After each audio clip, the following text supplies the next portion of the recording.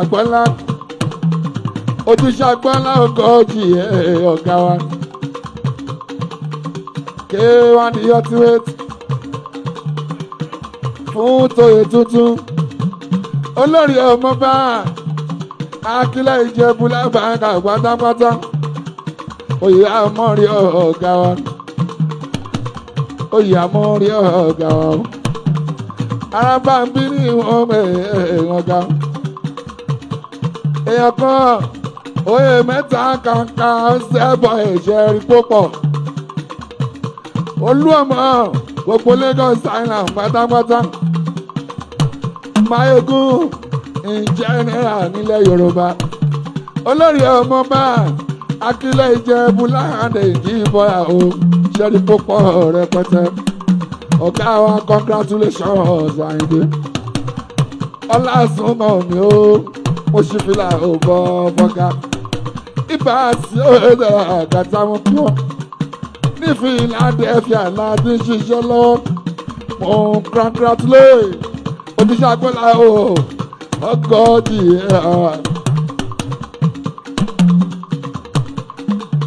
ogóbìmọ̀ ìṣàkúnlẹ̀ ràṣà kó fẹ́nu ẹ̀ wò rè pàṣẹ iṣẹ́ agbọ́lá ọgọ́jì congratulations ibà sí òde iye tá a bá dé Nàìjíríà àmọ́ wọ́n ṣe tiwa ó ṣe bọ́yàn Àlàbí fọ́gá bó ti lóòlù wọn o congratulations K1 the ultimate bó ti lóòlù wọn ọkàn mi balẹ̀ báwọn kan bá ṣe kàn wọ́n èèyàn báwọn kan bá ṣe kàn wọ́n àtẹ̀sẹ̀ báwọn kan bá ṣe kàn wọ́n èèyàn.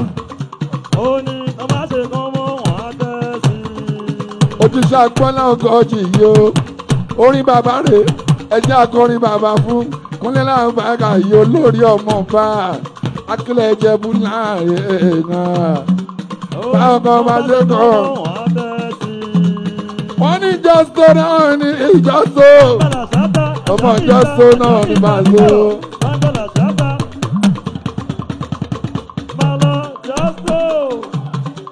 Wọ́n ní jọ́sọ̀ náà ní jọ́sọ̀ náà ní ìjọ sọ́nà ọlọ́gbọ́.